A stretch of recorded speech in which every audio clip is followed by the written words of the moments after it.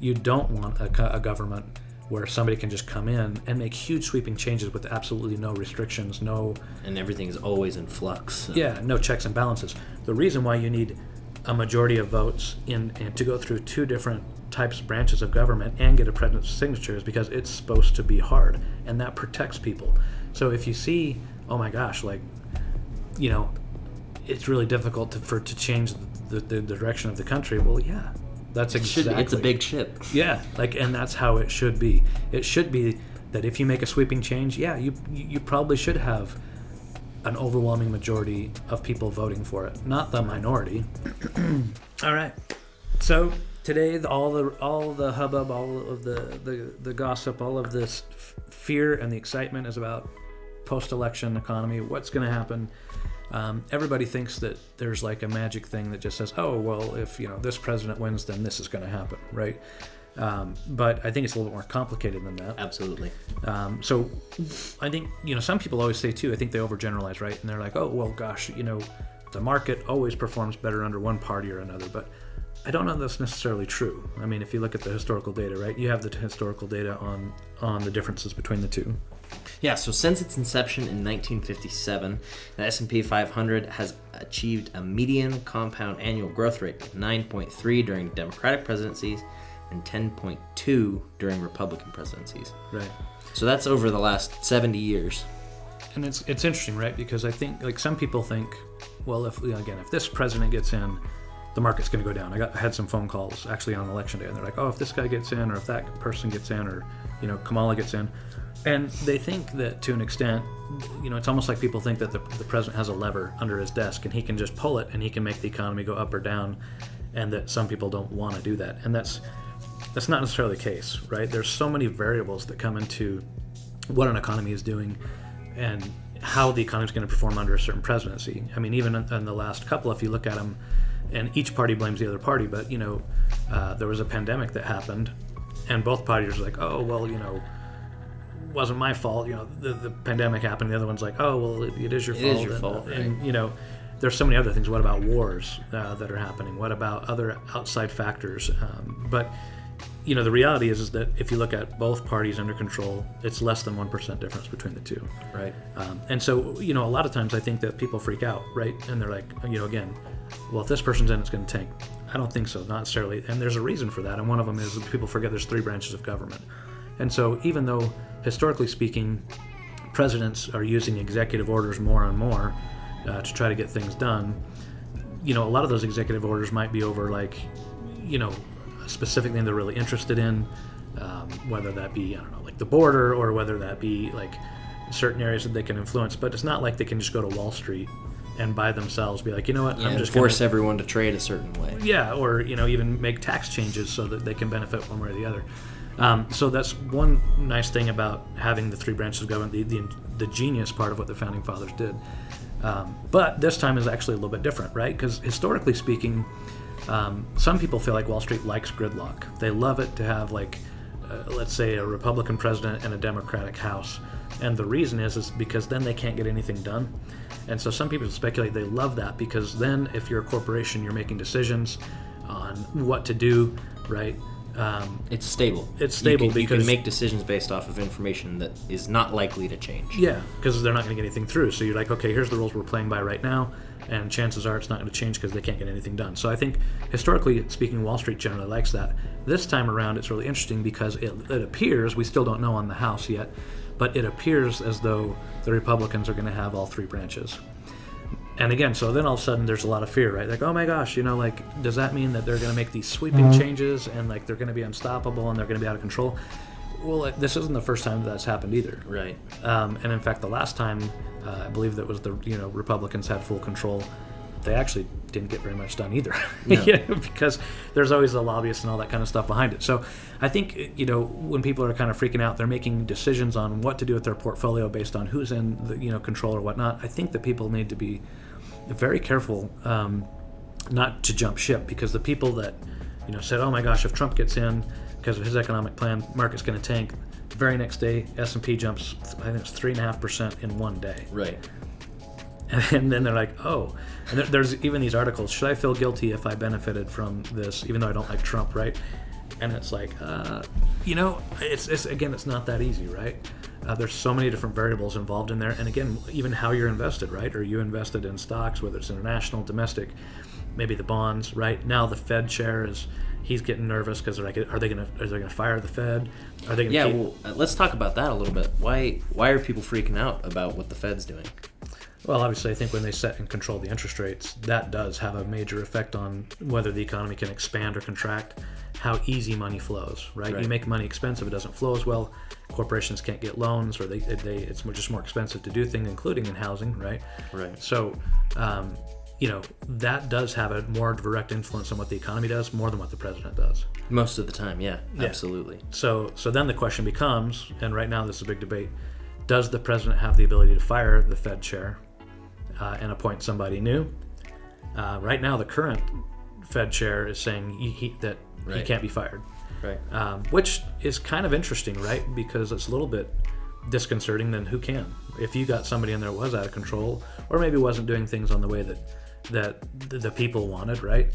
Who does have the ability to take out the Fed chair? And he has more of a direct influence on the economy than the president does. Well, that's fascinating because the president has checks and balances, right? It's got the three branches of government. He's got a little bit of limited power. The Fed chair isn't quite held to the same restriction.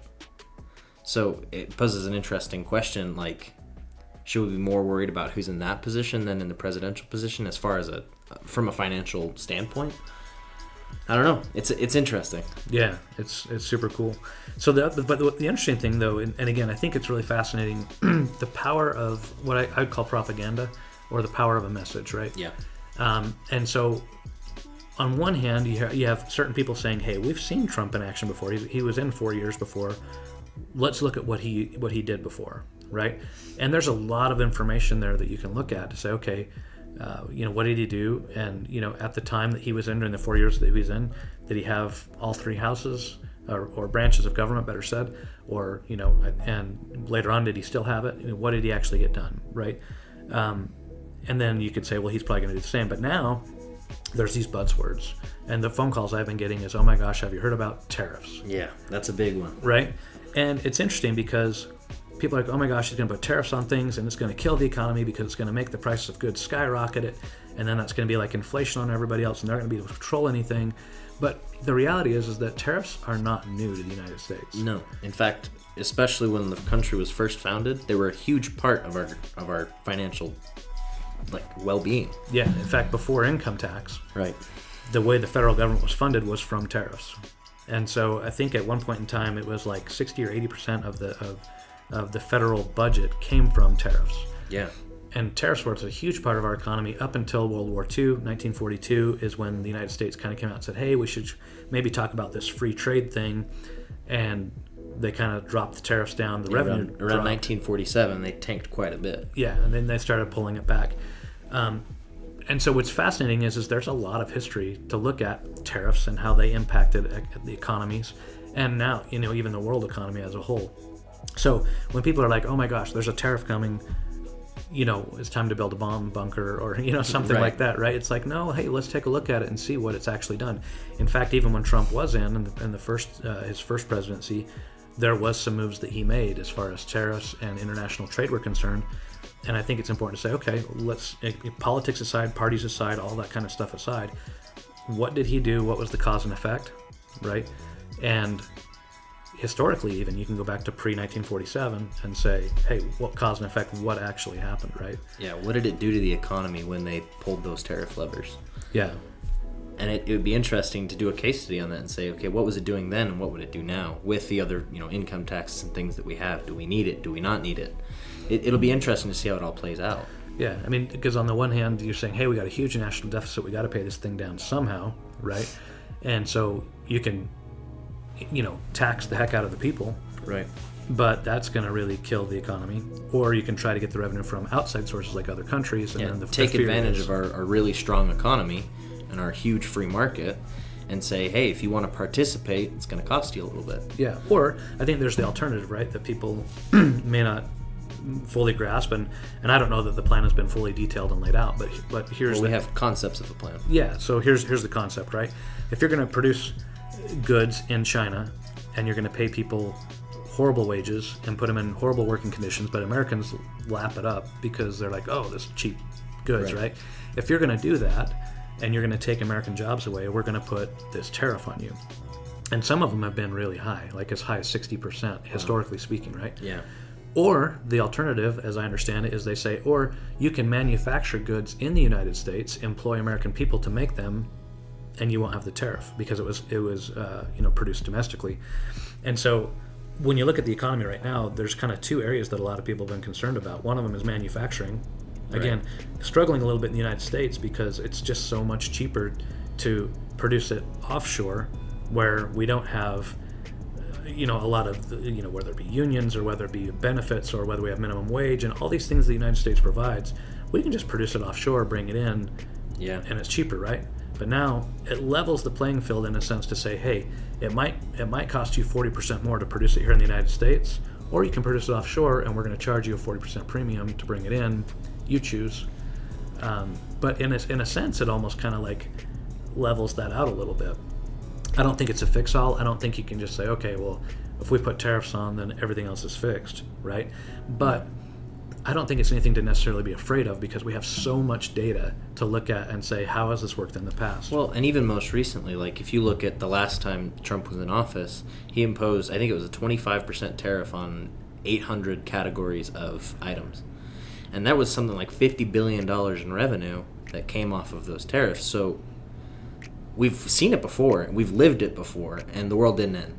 Yeah. The country's not on fire. And in fact, during that time, I think most people would argue, because inflation, it wasn't going gangbusters when that happened, right? He puts a tariff on it, and it's not like all of a sudden we saw a 25% increase in cost, goods across the board, right? And so again, I think if it's strategically done, then you can do that. The other thing that I think people may not understand is there is some benefits, and again, I'm not necessarily saying I'm 100% pro-tariff, but there is other things that you can do from a worldwide political standpoint.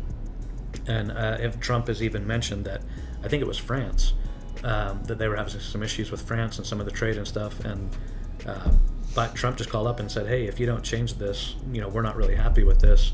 We're going to put a huge tariff on all of your wines and things that you're bringing to the United States. And within a very short period of time, they're like, oh, okay, we won't do it then, because they realized that it would actually have more of an adverse effect on, the foreign country than it would with us. So because money talks and you carry a big stick, and U.S. is the biggest economy in the world, right? So if you go to somebody and they're making all their money selling us their stuff, and you say, hey... You lean on them a little bit. Yeah, you lean on them, right? And then all of a sudden, whether it's we want to improve working conditions for the people that are doing this, or whether we want more manufacturing in the United States, it just allows us to level the playing field a little bit. But I do think that, you could overdo it.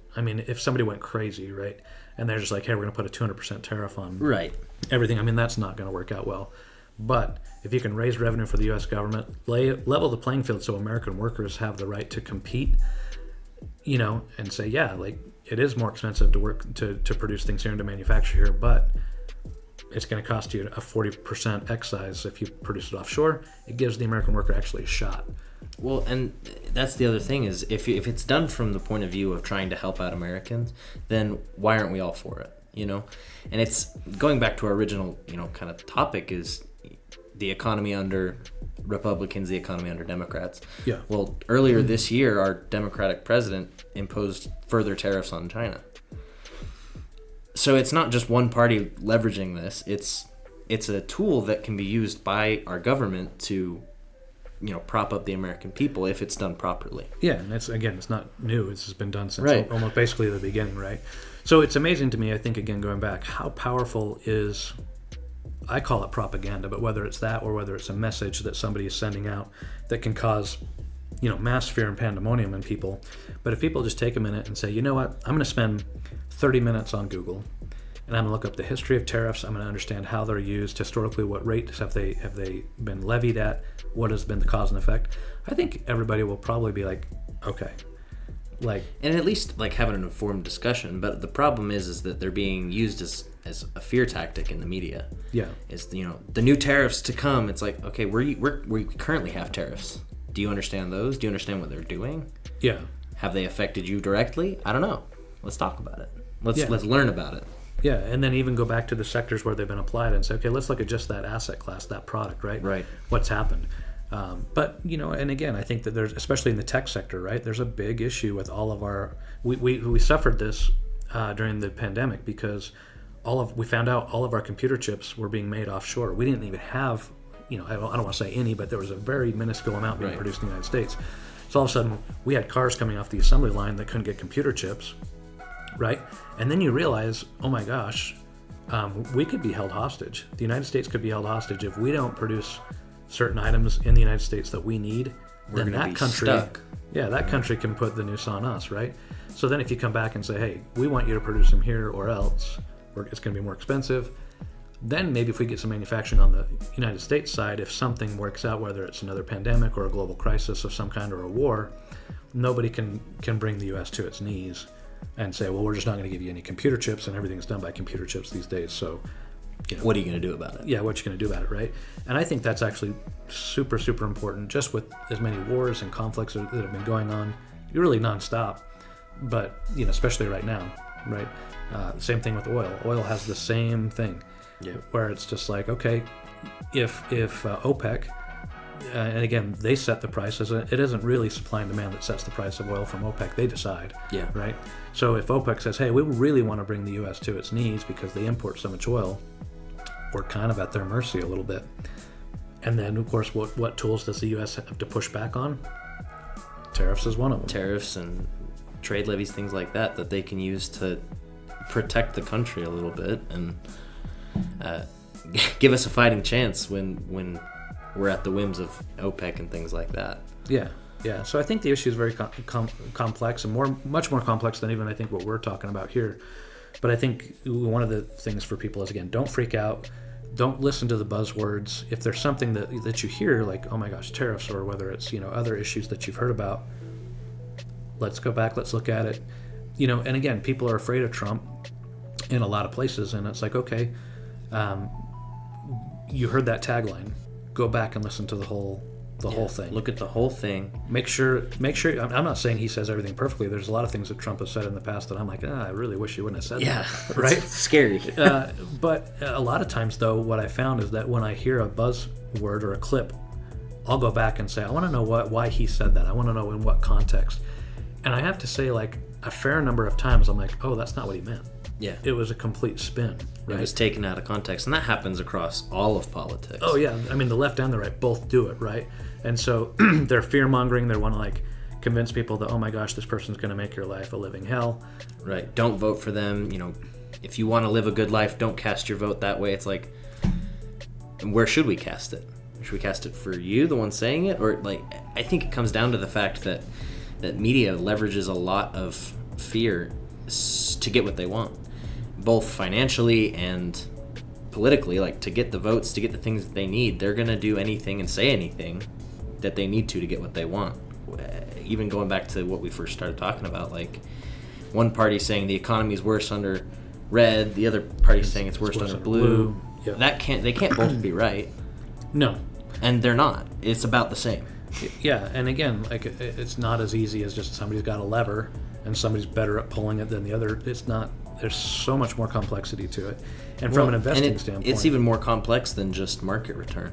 We talked about, they average about the same market return, but you could go into unemployment, you could go into all this other stuff that gives you a better holistic view of what the economy is doing. Yeah. But when it comes down to it, it's not really about who's at the head.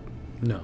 It's about a holistic picture and what's happening to the country as a whole. So why is it then that people don't do their own research and try to, some people do, I'm not saying everybody, right? But why isn't it more of a common thing where somebody says, hey, you know what? This person said this. I'm going to go look it up. I'm going to educate myself so I can make an informed decision. Is it just because it's too hard to do that, too time consuming to do that? I think there's an element of instant gratification. You hear something, and if you even have a little bit of cognitive dissonance, you're gonna be like, oh, I don't agree with that. But if you have, even a slight amount of, I get where he's coming from, it's confirmation bias. If you already agree with something and you see it on the internet, it's like, bingo, that's what I thought. But at the same time, if you disagree with something, well, that's wrong. They're just spinning it. They're gonna say what they want to say. So without taking time to kind of dig in and do a little more research, it's really easy. It's probably feels really good to be like, that's what I thought. I knew I was right. Right. One way or the other. And with the internet, I think you can find confirmation on about anything you want. Exactly. Right? So it's very easy to find data that just says, I'm going to find a way to support what I feel or what my friends are saying or what locals are saying, whatever. But the reality is don't look for that type of confirmation. I think what you should look for is go out and then find confirmation of the opposing argument, regardless of where you stand on it, and think about it. Yeah. Right? Like even if it's a values issue, moral issue, economic issues, whatever, go listen to the other side, compare it to your side, and really think about it. And I think that, again, what you find is that neither side is really telling us 100% the truth. Yeah, no one's standing in the light all the way. No. And they're all doing it for their own personal position, their own gain, for their own reasons, right? But I think that that's what a lot of people, maybe should do. And it's hard because the news comes on and they say all these horrible things and they get you riled up. But if you just take a step back, and like I said, even 10, 20 minutes on a topic, and you're like, I'm going to look this up, all of a sudden you find out, holy crap, like, I was completely off base. Yeah. Why are these guys doing it? And I think even lately, the media on both sides, they've been caught lying because they'll go and they'll fact check it, and they'll be like, no, you spun this, or you played that soundbite out of context. Or you skewed the data this way, because, statistics and data are really easy to skew. Oh, absolutely. And they're doing it. Every party, every person is doing it to get what they need, right? So I think it takes looking at the data and saying, okay, where did this come from? How are they using this? What's the full context around this picture so that I have a good understanding and I can make decisions based off that? Yeah. There's the other theory, right? And the theory is, I think this is a fascinating one, but I've also talked to some people and they say, you know what? It's the elites are controlling everything, right? The elites are doing this, and the rest of us, normal people, middle class and lower, we're just puppets. We're along for the ride, and they're all doing it. And so I've thought a lot about that, and I looked at it and I thought, well, if a lot of the wealth is controlled by companies like BlackRock, State Street, Vanguard, all that kind of stuff, right? Are they going to crash the market? That's where BlackRock, State Street, that's where it lives, right? Yeah. So the other part of me says, okay, if you subscribe to that theory or philosophy, BlackRock wants the market to go up probably more than anybody. Right, they have vested interest. Right. They care. And so Vanguard, State Street, all the others that are the big major players in those types of things, if it's a conspiracy and that they really are pulling the puppet strings and the money of the wealthy is with these companies, they're not going to tank that market. That would be completely, wouldn't serve their purpose at all. And the same thing kind of goes for some of the other things that you hear about, the big banks that lend. You have to ask yourself, well, if the sea levels are going to rise, right? And because that's been thrown around a lot of different ways, and I've done my personal research on that, so I have my own opinion. But if the sea levels are rising and the elites know about it, right? Al Gore and all the elites got together, they had a private meeting, and they have more information than we do. Then why in the world are the big banks still lending in Florida? Right. I don't think the wealthy would want to lend on land that's going to be underwater in 10 years. Like, they don't do that. They're looking at it saying, yeah, we'll lend on that real estate, and if we have to take it back, happy days, because we'd love to have it, right? And so, again, you kind of look at all these scare tactics. And like, oh my gosh, the water's rising, the sky is falling, tariffs are going to kill us. And I think everybody just needs to spend some time, understand what we're actually talking about, and then just be like, you know what? And have a realistic approach to belief.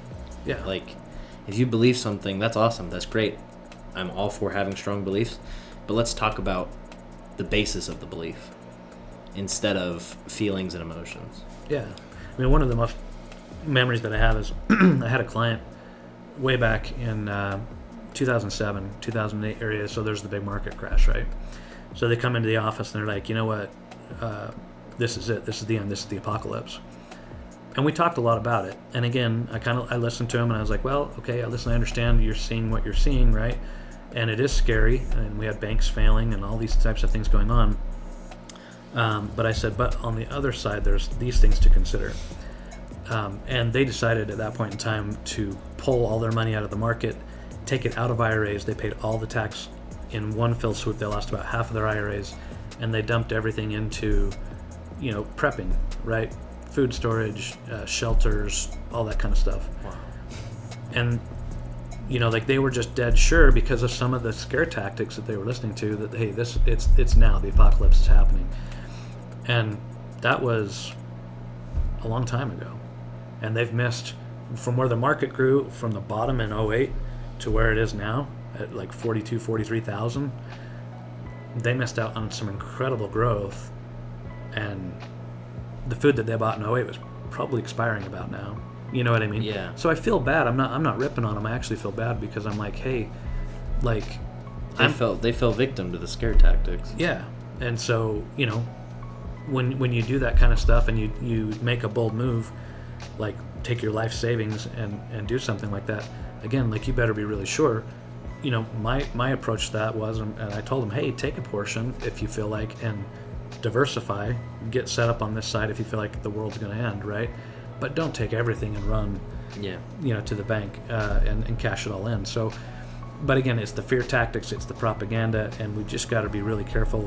When my grandfather always told me, when emotions are high, intelligence is low. And that's what they're trying to do, is they get those emotions up by scare tactics, taglines, catchphrases, sound bites, whatever, and they get you riled up. And the second that your emotions go up, you're not really thinking, you're not looking at logically. the facts. Right. And the third thing I think that it's important is to have a team around you that you can ask.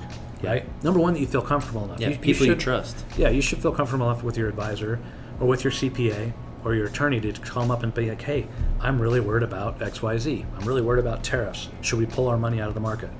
And if they're a good advisor, they're going to listen to you. They're not going to tell you you're stupid.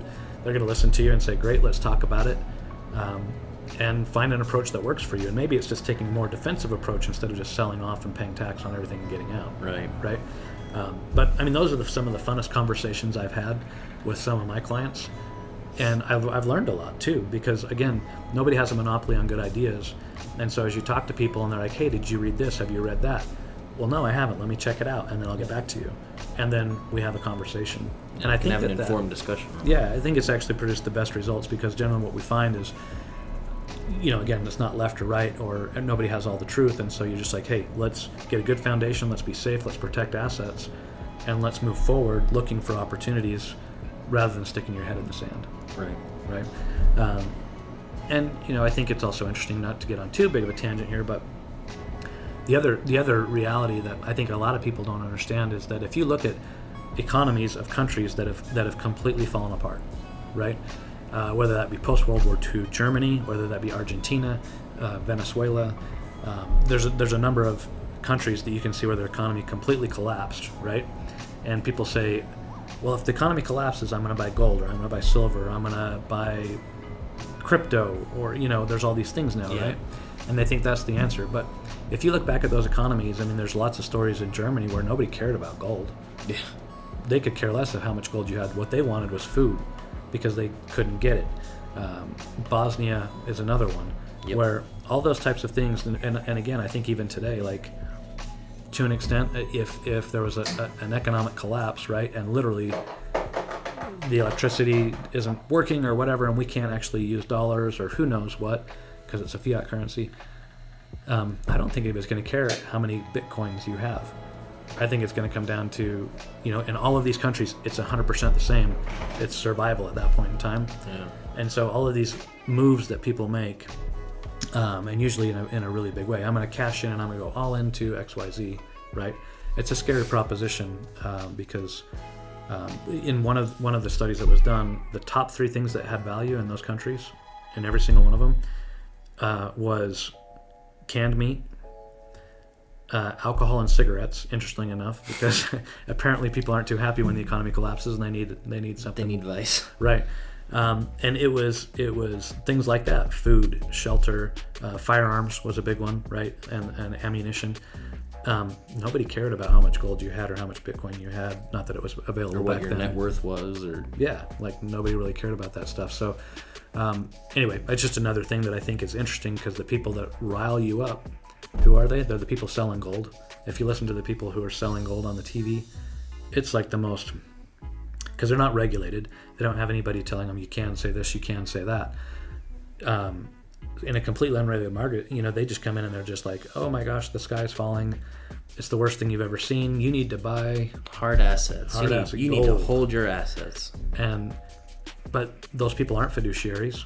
They're not regulated in any way. Some of the commissions can be as high as 100% commission. That sounds crazy, but it's actually happened. And so you think you're getting a good deal on gold or a hard asset, and you might be paying 50% more than what it's actually worth, and you're never going to get your money back when you pay that kind of a premium, right? So again, you always have to look at everybody and say, why is this person telling me this? Yeah. If it's a gold company and they're telling you the sky's falling, well, it's pretty obvious. They want to sell you gold. They want to sell you gold, right? And the same thing with all these other, people. Why is somebody telling you that a certain candidate is not good, and if they get in, the world's over? Well, they're telling you that because they want you to vote the other way, right? So again, if it's a sales pitch, you got to look past it to protect yourself and say, okay, is this really true? And see what the value is behind the pitch. Yeah, exactly. So I know it's like a lot of like soapbox type things, but it's just so fascinating to watch post-election and see people. And I think everybody they're passionate, right? They're worried and they want their candidate to win. But it's amazing to me to watch, people might be in tears, or they might really be like ready to completely change everything. Some people say they're leaving the United States, right? I've heard that one, and a myriad of other things. And I'm like, but that's what happened last time. In fact, there was a lot of people who said, well, if Trump gets elected, I'm leaving. They never did. But why are they still here? It's because actually, all things considered. Yeah, I was just outside of the country about a month ago, and I can tell you there's no other place I'd rather be. I don't care who's president. Yeah. There's no better place than the United States. Yep. But again, I think it's all just a lot of emotional stuff, and then everybody will calm down. Trump will take office in January, and again, is he going to get all these tariffs done in one day? Not likely. No, I don't think so. And is there some changes coming? Yeah, you can say what you want, but again, government makes it hard. Nothing moves fast in government. If you ever applied for a building permit, and that's small like city government, right? Nothing moves quickly. No. And so if somebody's coming in and they're like, hey, we're going to make these big, huge, sweeping changes, it's going to take some time. Yeah. You know what I mean? And even at then, there's opportunities to go to the Supreme Court. There's opportunities to sue to stop, all this kind of stuff. And that's what makes this country great. One person said to me, they were upset about Congress, right? And they were like, well, do you realize that, for a law to pass, and they were going over the ratios, right? And to if you needed to override a veto, how big it is, and like how much you need to pass a law and all this kind of stuff. And they're like, it sucks because nothing's getting done. And my point back to him was, that's exactly what it was intended to be. You don't want a government where somebody can just come in and make huge sweeping changes with absolutely no restrictions, and everything's always in flux. So. Yeah, no checks and balances. The reason why you need a majority of votes and to go through two different types of branches of government and get a president's signature is because it's supposed to be hard, and that protects people. So if you see, oh my gosh, it's really difficult to change the direction of the country. Well, yeah, that's exactly. It's a big ship. Yeah, and that's how it should be. It should be that if you make a sweeping change, yeah, you probably should have an overwhelming majority of people voting for it, not the minority. Right. And that's another thing that I actually take a lot of, I guess, pride or solace in, is that, hey, regardless of whether you like the candidate that's in, regardless of whether you like the last one, the reality is that it is very difficult to get things to change in the government, and it was intended to be that way. And so, anyway, that's just another soapbox moment for me, I guess, but it's actually just fascinating to see how, if we go back and just say, yeah, this is the process that we work in, here's how the government's set up, yeah, you got a new leader, maybe they have all three branches, but even if they have all three branches, no one's thinking the exact same thing. Yeah, and not to mention different shades of red or blue. Right, and not to mention lobbyists and like all that stuff that is all behind the scenes that affects the way people vote, right? And we could go off on lobbyists, for a long time. Maybe we'll have to do that on like another podcast. But anyway, so I guess in summary, like how are we feeling, or how am I feeling? I mean, I can speak for myself. I'd love to hear what you guys feel, but I'm optimistic. I think that Wall Street has already spoken. I mean, the very next day with a big increase, and I think overall the U.S. economy is fairly strong. I mean, there's two areas that are a little bit weak, but that'll come back. That's manufacturing and housing. Housing, because we raised the interest rate, so everything slowed, which again was the purpose of it, right? We need to slow it down, keep the cost of housing, somewhat reasonable, depending on what part of the country that you're in. So I'm actually fairly optimistic. I think we've got some really some blue skies ahead. And the other reason that I feel that way is I don't think there's going to be huge, massive, sweeping changes in the government without a lot of, adversity, which again is what it's set up for, right? And without time to react, right? Like you said, nothing happens in government quickly. So if there are these big sweeping changes coming, it's not like it's going to come overnight and we're not going to be able to do half the stuff we do now. We'll have a little bit of time to pivot and react and come up with new plans to position according to the legislation that comes through. Yeah. And even with certain things like the most recent that comes to mind, whether you like it or not, is, Biden decided to waive student debt. And before he could get it done, they went to the Supreme Court, and the Supreme Court was like, no, you can't do that. Right? And so those types of things are in place for a certain reason. And sometimes that may be something that you really were fond of. If you had a lot of student debt and you really wanted that to happen, you might be a little bit bummed about it. But you're bummed about that issue, but what you should be happy is that if you were on the other end of the stick and the opposing party was making sweeping changes and you didn't like it, that Supreme Court is there to protect you too. So, it's a system that people, I think, should understand works for both sides, and it's meant to be really difficult. But